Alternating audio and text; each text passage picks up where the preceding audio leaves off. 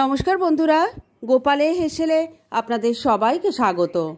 আজকে আমি বহু পুরনো দিনের একটি নিরামিষ রান্নার রেসিপি আপনাদের সাথে শেয়ার করছি, যেটা খুব কম সময় ঘরোয়া উপকরণে তৈরি হয়ে যায়, অথচ গরম ভাতের সাথে খেতে অসাধারণ লাগে। তাই চলুন আর একটু সময় নষ্ট না করে রান্নাটা করে ফেলি।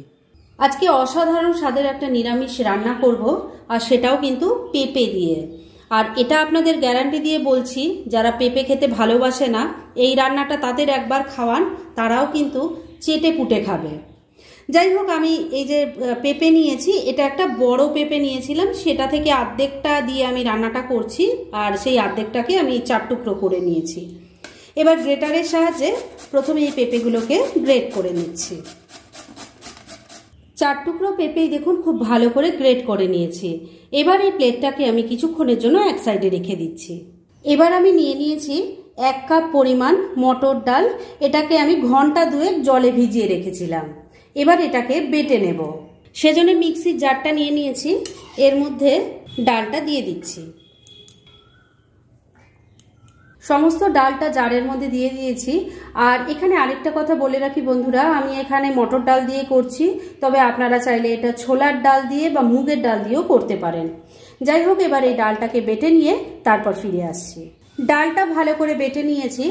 এবার যে গ্রেট করা পেঁপেটা রেখেছিলাম, সেটার মধ্যে আমি এক এক করে কিছু জিনিস দেব। প্রথমে দিয়ে দিচ্ছি অল্প হলুদের গুঁড়ো, অল্প জিরের গুঁড়ো দিয়ে দিলাম, অল্প একটু ধনের গুঁড়োও দিয়ে দিলাম, একটু চপ করা কাঁচা লঙ্কা দিয়ে দিলাম, দিয়ে দিচ্ছি অল্প লাল লঙ্কার গুঁড়ো। এবার এর সাথেই দিয়ে দেব বেটে রাখা ডালটা। বন্ধুরা, আপনারা আমার রেসিপি দেখার সাথে সাথে আমার ফেসবুক পেজ গোপালের হেসেল, তাতেও ভিজিট করতে পারেন। ডেসক্রিপশন বক্সে লিংক দেওয়া আছে। এবার স্বাদ মতো নুন দিয়ে দিচ্ছি। এবার খুব ভালো করে সবকিছু মেখে নিচ্ছি। সবকিছু দেখুন খুব ভালো করে মেখে নিয়েছি। আর এই মাখাটা কিন্তু একটু আঠা আঠা টাইপের মাখতে হবে, মানে জল জল যেন না থাকে, তাহলে কিন্তু রান্নাটা করতে অসুবিধা হবে। এবার একটা প্লেট নিয়ে নিয়েছি, আর এর ওপর অল্প একটু অয়েল ব্রাশ করে নিয়েছি। এর মধ্যে মেখে রাখা মিক্সচারটা দিয়ে দিচ্ছি। ভালো করে এটাকে সেট করে নিচ্ছি প্লেটের মধ্যে।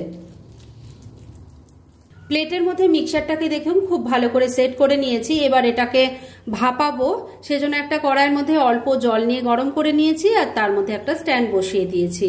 এবার এই প্লেটটাকে স্ট্যান্ডের ওপর বসিয়ে দিলাম। ফ্লেমটাকে লো আর মিডিয়ামের মাঝামাঝি রেখেছি। এই ফ্লেমে 7-8 মিনিট এটাকে ভাপিয়ে নিচ্ছি।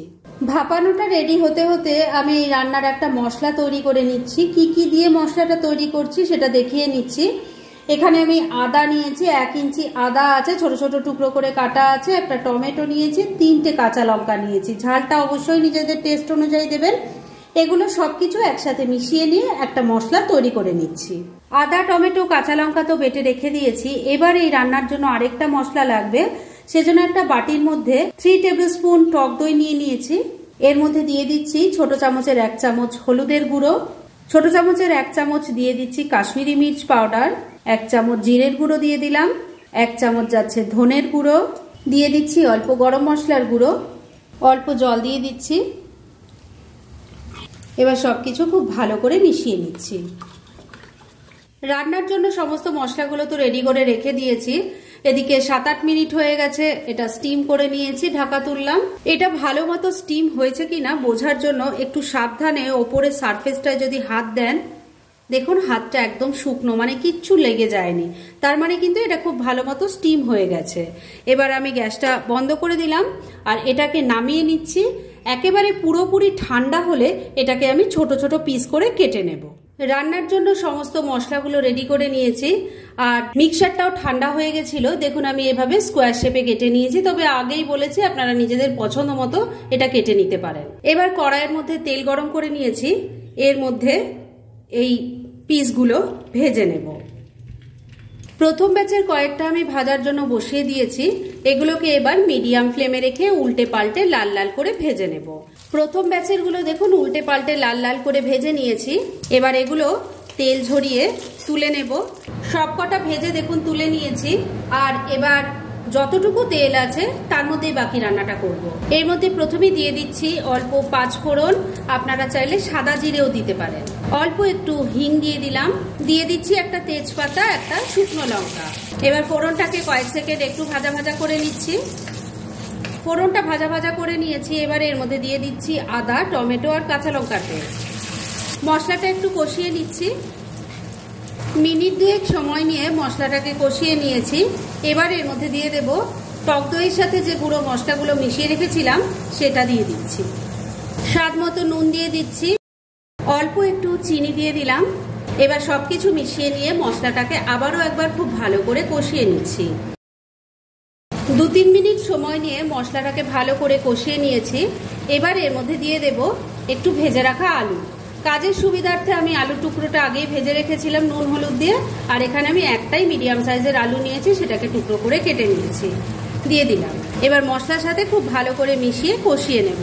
বন্ধুরা, অনলাইন শপিং আমরা এখন সারা বছর সবাই করি, তাই ঘরে বসেই যদি নামি দামি ব্র্যান্ডেড কোম্পানির চয়েসেবল জিনিস অবিশ্বাস্য কম দামে পেতে চান, তাহলে ডেসক্রিপশন বক্সে টেলিগ্রাম লিংক বলে একটা লিংক দেওয়া আছে, সেখান থেকে আপনারা ভিজিট করতে পারেন আর মনের মতো যাবতীয় জিনিসপত্র কিনে নিতে পারেন, সেটাও কিন্তু প্রচুর ডিসকাউন্টের সাথে। মিনিট 2 সময় নিয়ে আলুর টুকরোগুলোর সাথে মশলাটাকে খুব ভালো করে মিশিয়ে কষিয়ে নিয়েছি। এবার এর মধ্যে গ্রেভির জন্য জল দিয়ে দিচ্ছি, ভালো করে মিশিয়ে নিচ্ছি। এই যে জলটা আমি এখানে ইউজ করলাম, এটা কিন্তু উষ্ণ গরম জল।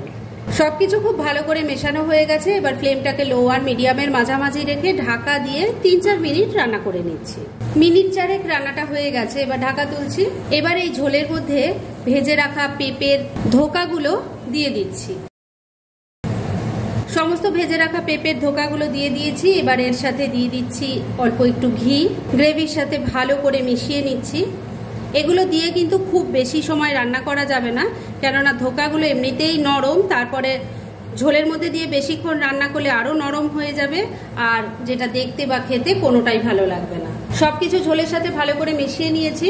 এবার ফ্লেমটাকে ওই লো আর মিডিয়ামের মাঝামাঝি রেখেই ঢাকা দিয়ে মিনিট 2 আবারও রান্না করে নিচ্ছি। মিনিট 2 আবারও রান্নাটা হয়ে গেছে, এবার ঢাকা তুলছি।